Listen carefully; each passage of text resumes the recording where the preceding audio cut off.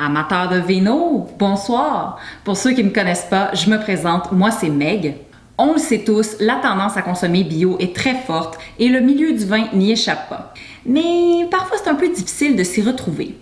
Vous avez d'ailleurs peut-être déjà entendu dire « Oh my God, faut vraiment t'essayer cette place-là, ils ont juste des vins nature.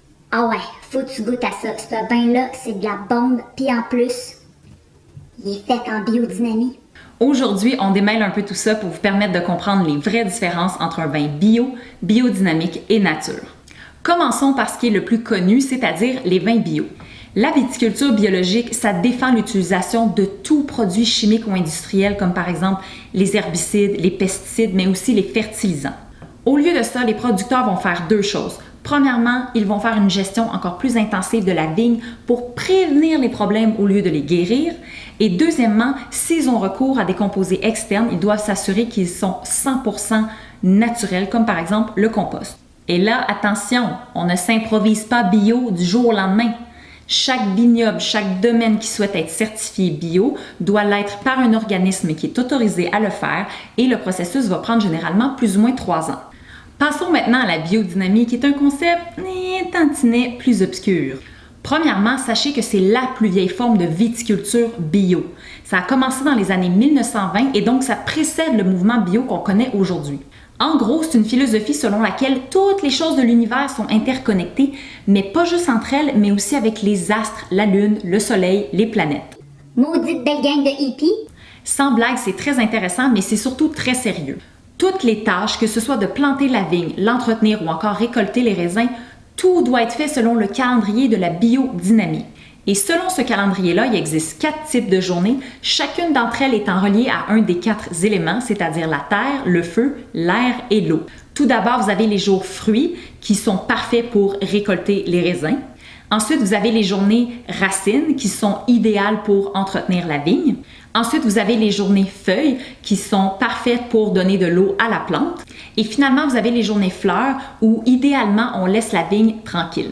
Juste pour vous permettre de comprendre, en gros, on ne voudrait pas récolter les raisins lors d'une journée feuille parce que la journée feuille est associée à l'élément de l'eau et donc ça voudrait dire qu'on pourrait récolter des raisins qui sont gorgés d'eau. D'ailleurs, si ça vous dit d'essayer le calendrier de la biodynamie, sachez qu'il existe plein d'applications mobiles que vous pouvez télécharger sur votre téléphone et sachez que vous êtes toujours mieux de déguster lors d'une journée fruits ou d'une journée fleurs. Ensuite, comme ce sont des vins bio, il n'y a pas non plus d'utilisation de produits chimiques. Les vignerons vont plutôt utiliser des préparations naturelles qui sont faites à base de plantes, d'herbes, mais aussi de composés issus des animaux. C'est donc pas 100% vegan tout ça là. Sachez qu'il existe moins de 1000 vignobles en biodynamie à travers le monde et qu'il y a seulement 2 organismes qui régissent le tout. Donc, si vous voyez un de ces 2 logos sur votre bouteille, vous savez que votre vin est certifié en biodynamie. La grande question, c'est peut-on vraiment différencier un vin biodynamique de n'importe quel autre vin? Pas vraiment.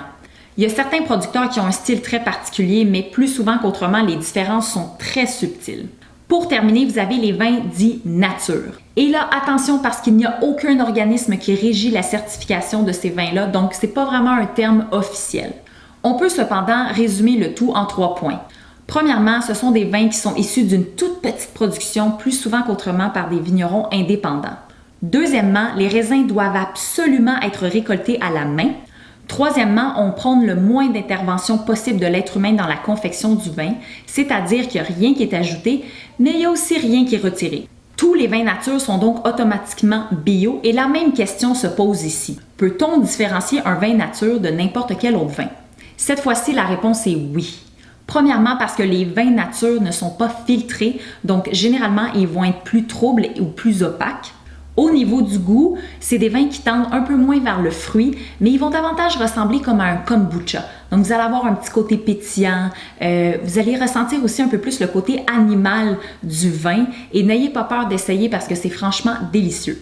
Leur avantage, eh bien, on dit qu'ils sont meilleurs pour la santé comme il n'y a presque rien qui est ajouté dans le vin. Cependant, ce sont des vins qui sont très instables, donc il faut bien faire attention de les conserver au frais et de les boire idéalement dans l'année suivant leur achat. Et je terminerai sur 3 points très importants. C'est pas parce que vous achetez bio ou biodynamique qu'il n'y aura pas de sulfite dans votre vin. Tous les vins dont on vient de parler peuvent en contenir, les vins nature étant ceux qui en contiendront le moins, voire aucun. Deuxièmement, c'est pas parce que votre vin n'est pas bio qu'il n'est pas bon. Il existe des centaines et des centaines de producteurs qui font de la viticulture raisonnée et ça, c'est à mi-chemin entre le conventionnel et le bio.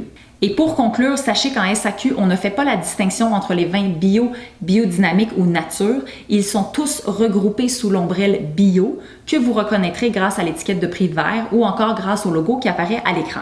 Et voilà, c'est tout pour aujourd'hui. Amateurs de vino, merci d'avoir été là. S'il vous plaît, partagez-moi en commentaire de la vidéo votre vin bio préféré. Et surtout, n'oubliez pas de vous abonner pour être au courant des prochaines capsules. Sur ce, je vous dis santé et à la semaine prochaine.